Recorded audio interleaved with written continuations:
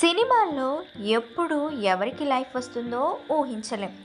ఒక్క సినిమా అందరి జీవితాల్ని మార్చేస్తుంది. ఒక్క సినిమా ఓవర్ నైట్‌లో స్టార్‌ని చేస్తుంది. సినిమా ఇండస్ట్రీ అంటేనే ఓ మ్యాజిక్. ఒక్క సినిమా సక్సెస్‌తో ఎంతోమంది స్టార్ అయిన వాళ్ళు ఉన్నారు.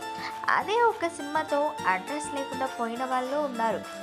ఏది ఎప్పుడు జరుగుతుందో ఊహించలేం. ఎవరు ఎప్పుడు వస్తారో, ఇండస్ట్రీని ఎలా ఏలుతారో అన్నది అస్సలు ఊహించలేం.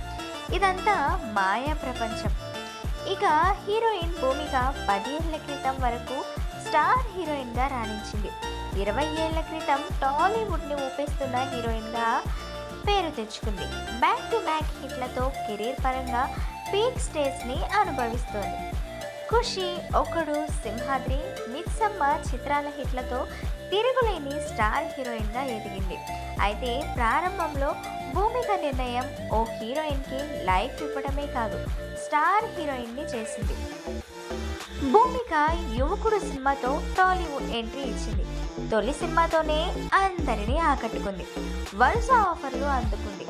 ఆమెకు పవన్ కళ్యాణ్, మహేష్ బాబు, వెంకటేష్ వంటి వారితో కలిసి నటించే అవకాశాలు వచ్చాయి. వరుసగా స్టార్ హీరోల సినిమా ఆఫర్లు రావడంతో ఆమె కాస్త బిజీ అయిపోయింది. దీంతో తాను ఓ బ్లాక్ బస్టర్ మూవీని వదులుకుంది. మరో హీరోయిన్కి లైఫ్ ఇచ్చింది. ఆమెని స్టార్ హీరోయిన్ని చేసింది. ఆ సంగతులేంటో ఇప్పుడు మనం ఈ వీడియోలో తెలుసుకుందాం. వెంకటేష్ హీరోగా నటించిన సూపర్ హిట్ మూవీ నువ్వు నాకు నచ్చావు. విజయ్ భాస్కర్ దర్శకత్వం వహించిన ఈ సినిమాకి త్రివిక్రమ్ స్క్రీన్ ప్లే, మాటలు అందించారు. ఈ సినిమా ద్వారా ఆర్తి అగర్వాల్ని హీరోయిన్గా తెలుగు చిత్ర పరిశ్రమకి పరిచయం చేశారు. ఈ సినిమా హిట్ అవడంతో ఆర్తి అగర్వాల్ స్టార్ అయిపోయారు. ఇండస్ట్రీలో హాట్ కేక్లా మారింది. దీంతో వెనక్కి తిరిగి చూసుకోవాల్సిన అవసరం లేకుండా దూసుకుపోయింది. అయితే ఈ సినిమాలో మొదట హీరోయిన్గా భూమికను అనుకున్నారట.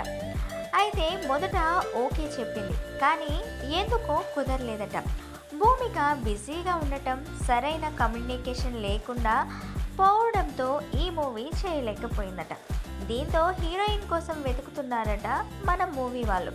ఇదే స్క్రిప్ట్ని బాలీవుడ్లోనూ తీయాలని ప్లాన్ చేశారు విజయ్ భాస్కర్. దానికోసం ముంబై వెళ్ళి అక్కడ ఓ నిర్మాతని కలిశారట. అప్పుడే వాళ్ళు ఆర్తి అగర్వాల్ని పరిచయం చేస్తూ ఓ పాగల్ 1 సినిమా చేస్తున్నారు, అందులో ఆర్తి ఫోటోలు చూస్తే బాగా అనిపించింది.